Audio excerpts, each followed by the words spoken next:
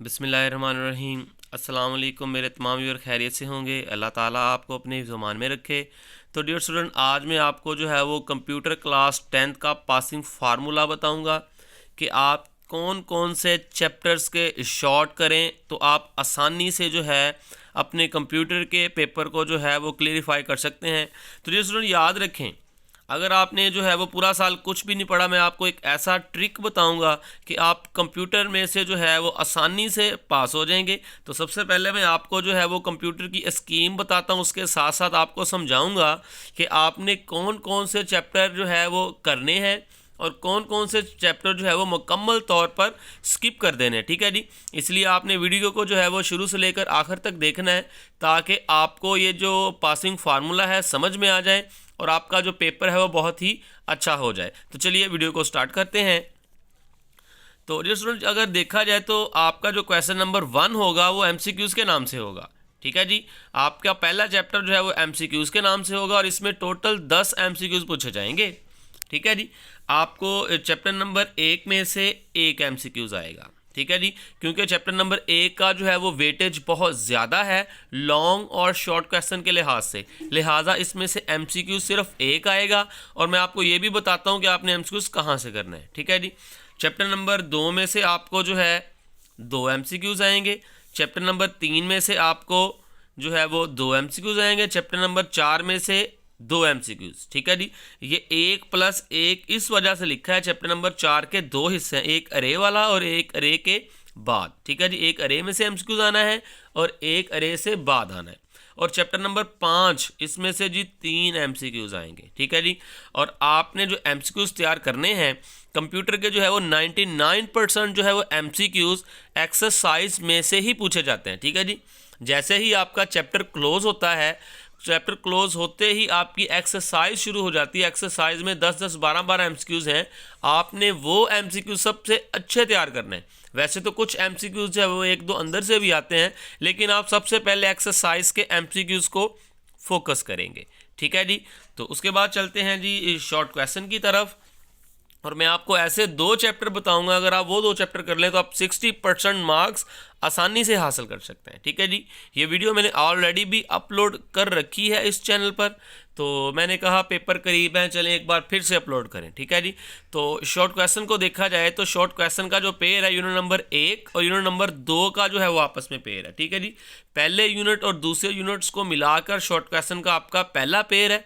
पहले में से आपको 3 शॉर्ट क्वेश्चन पूछे जाने हैं और दूसरे में से आपको 3 शॉर्ट क्वेश्चन पूछे जाने हैं। ठीक है जी, और ये पेयर जो है इसमें से आपने सिर्फ और सिर्फ 4 जो हैं वो शॉर्ट क्वेश्चन करने हैं। ठीक है जी, ये 6 में से आपने 4 शॉर्ट क्वेश्चन करने हैं और ये पेयर 8 नंबर का होगा। तो डियर स्टूडेंट, याद रखें, आपने पहला chapter unit number 1 is very very important chapter for the passing marks. ठीक है जी, अगर आप सिर्फ पहला यूनिट कर लें, इसमें से एक लॉन्ग बनेगा, 3 इसमें से शॉर्ट बनेंगे। ठीक है जी, लॉन्ग आपका 8 नंबर का होगा, शॉर्ट्स आपके अगर 3 बन जाए तो 3 2 बार 6। ठीक है जी, तो 8 और 6 14 नंबर का और एक एमसीक्यूज 15 नंबर का वेटेज जो है वो यूनिट नंबर 1 के ही अंदर है। ठीक है जी, पहला unit is very very important. याद रखें, जो बच्चे सिर्फ और सिर्फ पास होना चाहते हैं वो यूनिट नंबर 1 करें और इसके अलावा एक मैं ट्रिक्स आपको बताऊंगा वो वाली कर लेना। अच्छा जी, उसके बाद देखें जो शॉर्ट क्वेश्चन का दूसरा पेयर होगा, क्योंकि ये मैंने तमाम बच्चों को समझानी है, मैं जो वीक्स बच्चे हैं उनको भी बताता जा रहा हूँ कि आपने क्या क्या करना है। ठीक है जी, और जो ब्रिलियंट स्टूडेंट हैं वो ये पेपर जो है वो स्कीम समझते जाएं ताकि उनके जो है वो फुल बाय फुल मार्क्स जो है वो आने के चांसेस हो जाएं।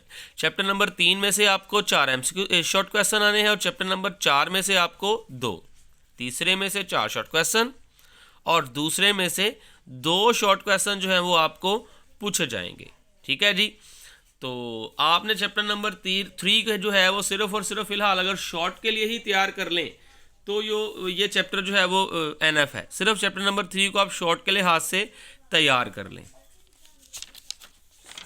उसके बाद जी जो शॉर्ट क्वेश्चन का आखिरी आपका पोर्शन होगा, ये जो है यूनिट नंबर 4 और यूनिट नंबर 5 को मिलाकर बनाया जाएगा। यूनिट नंबर 4 में से 2 शॉर्ट क्वेश्चन, यूनिट नंबर 5 में से भी 4 शॉर्ट क्वेश्चन।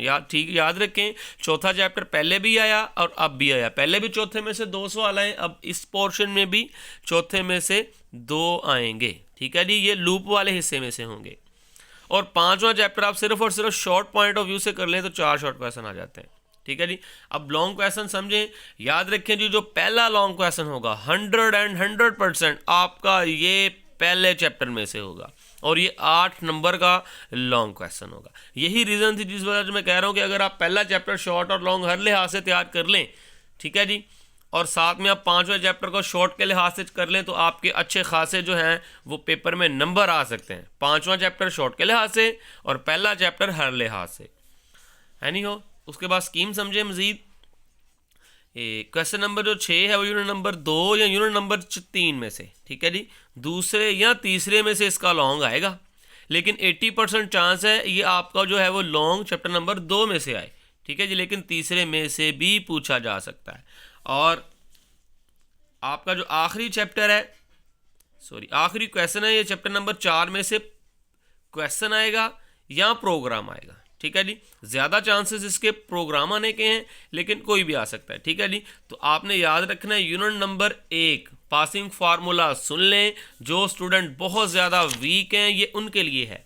पासिंग फार्मूला सुन लें, जो बहुत ज़्यादा वीक स्टूडेंट्स हैं ये उनके लिए है। आपने यूनिट नंबर 1, ठीक है जी, को बहुत ही अच्छे तरीके से तैयार करना है।